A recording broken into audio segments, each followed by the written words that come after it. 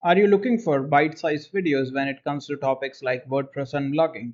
If yes, then Blogging Unplugged Clips is for you.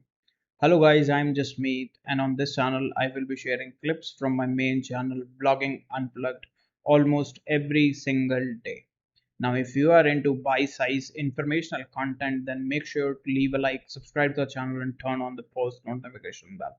And with that said, let's dive into the video. Now moving on from the block lock, the next topic that we are going to discuss is a new feature that has been introduced in the information icon or the information panel in the WordPress editor, and that is the time to read.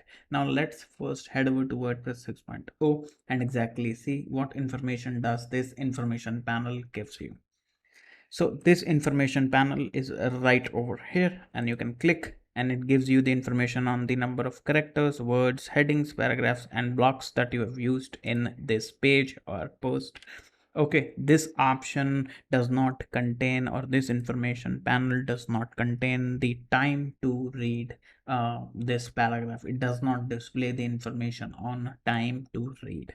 Okay, this time to read feature or this time to read option has been not, let's not call it on option, information has been added to this I button or the information panel. Let's just click right over here and you can see the time to read option is right over here.